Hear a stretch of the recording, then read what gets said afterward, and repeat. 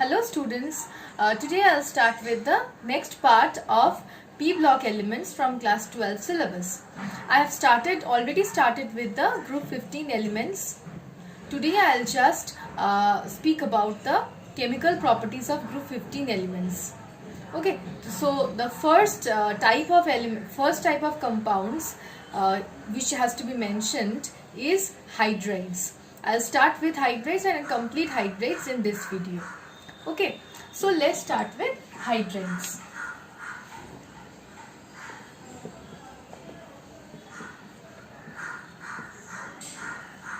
The hydrides of group 15 elements are ammonia, phosphine, arsine, stibine, bismuthine. Okay, these are the hydrides of group 15 elements. So when I'll talk about the hydrides of group 15 elements, the first point which has to be considered is the structure of these hydrides. Mainly the hydrides of this group 15 elements are sp3 hybridized, and we all know that sp3 hybridization has the ideal geometry of tetrahedral.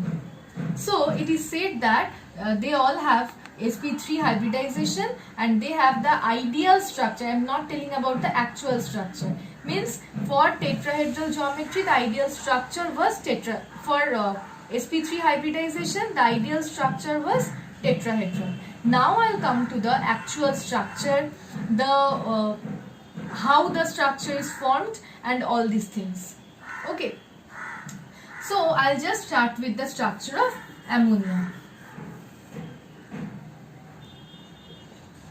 See, we all know that ammonia forms 3 bonds with 3 hydrogen atoms. If I come to the hybridization like this, then this is the s orbital having 2 electrons and this is the p orbital which is singly filled.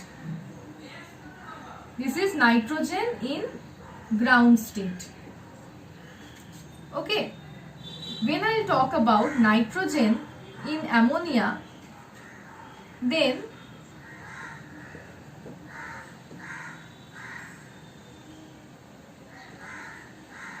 there will be overlap with the 3 hydrogen, with the s orbital of the 3 hydrogen atoms.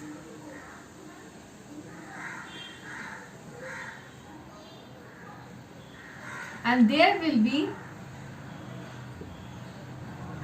sigma bonds with the 3 hydrogen atoms. See, there will be 1 lone pair and 3 bond pairs. So, from there we can state that that was sp3 hybridization and these are the 3 bond pairs and this is the lone pair. Okay, we all know that sp3 hybridization has the ideal structure of tetrahedral and the bond angle means hydrogen, nitrogen, hydrogen bond angle has to be for tetrahedral structure 109 degree 28 minutes. That was the ideal bond angle for tetrahedral geometry. But here it is observed that the HNH bond angle is reduced to 107.8 degree. Now why this happens? See, here there is a lone pair and there are 3 bond pairs. In presence of a lone pair, generally a lone pair bond pair repulsion occurs. Normally in absence of lone pair, there were bond pair repulsions. But in presence of a lone pair, there is lone pair, bond pair and lone pair, bond pair repulsion also. As a result, we all know that lone pair bond pair repulsion is greater than bond pair repulsion. So this repulsion between the lone pair and this bond will be greater than the repulsion between the two NH bonds. So the bond angle reduces to 107.8 degree because of the strong lone pair bond pair repulsions. Okay. As we move down the group, the hydrides have reduced bond angles. Means the HMH bond angle of the hydrides decreases down the group. Okay, and also the structure is not tetrahedral but distorted pyramidal because of the presence of this lone pair of electron. So the ideal geometry would have been tetrahedral, but due to the presence of this lone pair, there is lone pair bond pair repulsion, decreasing the bond angle, and the structure becomes distorted pyramidal. Okay, so this is about the structure of the hydrides. Now I'll start with the different properties. The first is the thermal stability of the hydrides. Ammonia is thermally highly stable and the thermal stability decreases in this manner. Bismuth is highly unstable. Now what is the reason behind it? We all know that hydrogen has small atomic radius and nitrogen has the smallest atomic radius among the group 15 elements. So the orbital of nitrogen will properly overlap with the s orbital of hydrogen, both being smaller in size. So there is a proper match between the orbitals of nitrogen and the s orbitals of hydrogen. So the NH bond is strong. A strong bond cannot be easily broken by just applying a small amount of heat. So it requires large amount of heat for the breakage of this bond. So this is thermally stable. But as we move down the group, the atomic radius increases. Bismuth has the highest atomic radius. So it cannot properly overlap with the small s orbital of the small hydrogen atom. So due to the mismatch of orbitals, the BiH bond is weak, and hence the breakage of this bond can be very easy. So this so you can say that bismuth hydride or bismuthine is unstable. Means the bond can be easily broken. This is about thermal stability. The next is the basic character.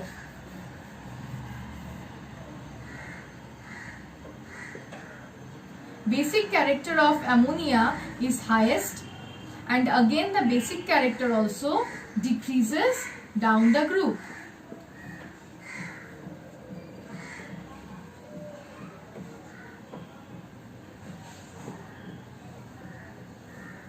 The basic character also decreases down the group. Now, what is the reason behind it? Okay, first is a strong base. According to Lewis theory, a strong base will be that compound which can easily donate lone pairs of electrons.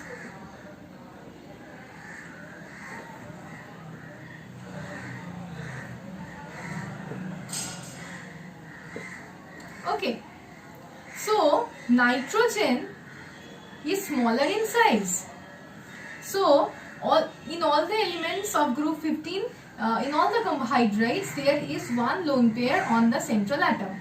Okay, but nitrogen is the smallest. The atomic radius of nitrogen is the least among the group 15 elements. So the lone pair on nitrogen is much more concentrated. But as we move down the group, the size increases. In bismuth, the lone pair, because of the big atomic size, the lone pair is delocalized, or you can say diffused lone pair. So here the electron cloud is diffused and here the electron cloud is concentrated. So here ammonia will find it very easy to donate its lone pair as compared to bismuth. So ammonia is a strong base, whereas the basicity or the basic character decreases down the group. Okay? The next important is hydrogen bonding. Among all the hydrides, only ammonia has a tendency of forming intermolecular hydrogen bonding. Ammonia will form intermolecular hydrogen bonding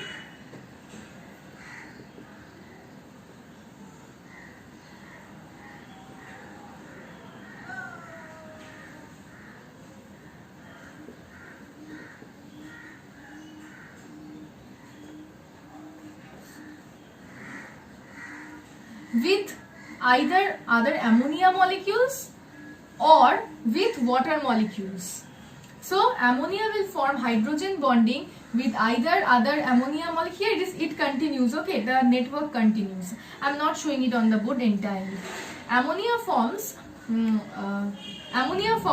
intermolecular hydrogen bonding with other ammonia molecules as well as with the water molecules. Why only ammonia? Why not the others? See, ammonia has in ammonia, nitrogen has the highest electronegativity, and among the group 15 elements, nitrogen is most electronegative and it has a very high value of above 3. The electronegativity of nitrogen is above 3, 3.04 or something like that, okay, approximately. Whereas the electronegativity, this is of nitrogen, whereas the electronegativity of phosphorus is around 2.19, which is much lower than that of hydrogen. So since hydrogen which is much lower than that of nitrogen. So since nitrogen has a high electronegativity value, so the electronegativity difference between nitrogen and hydrogen is very high, because hydrogen is very less electronegative. It has a value of around 2 or something like that, okay. Hydrogen is very less electronegative, but so the electronegativity difference between nitrogen and hydrogen is very high, and nitrogen develops a del negative charge, whereas the hydrogens develop a del positive charge. So the NH bonds in ammonia becomes polar.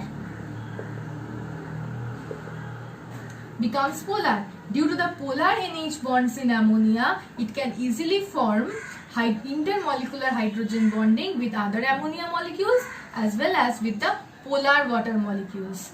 As a result, ammonia is highly soluble in water, but because of this forming intermolecular hydrogen bonding, whereas the other hydrides are not at all soluble in water. Okay, this is an important point. And the last point is boiling point. The boiling point is trend is a bit different. See, ammonia has a higher boiling point. Okay, ammonia has a higher boiling point. Phosphine, from phosphine to bismuthine, again the boiling point increases. Okay, but the boiling point of ammonia is higher than phosphine and arsine. Mainly you can say the boiling point of ammonia is highest, means it highest you cannot say, means the boiling point of ammonia is high, and this is away from the trend, normal trend, and normally from phosphine to bismuthine the boiling point increases. Now from phosphine to bismuthine what actually happens is there is increase in the atomic radius of the central atom. Because of the increase in the atomic radius of the central atom, the van der Waals forces of attraction increases. So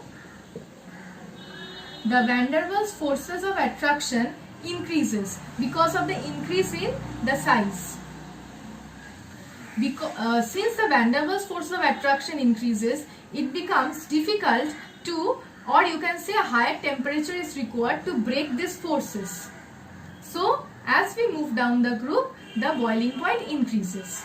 Now what is the reason behind this exceptional behavior of ammonia? See, in ammonia there is intermolecular hydrogen bonding.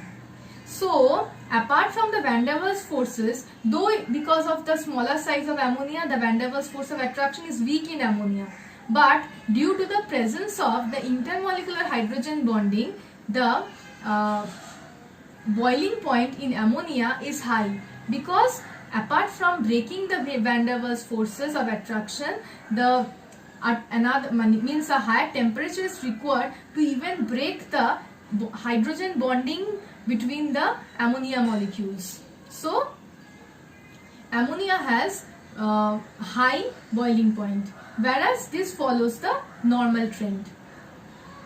Okay. So this is basically about the chemical properties of hydrides. In the next class I will start with the halides and the oxides, and I will complete with this P block elements in the next video only. Thank you.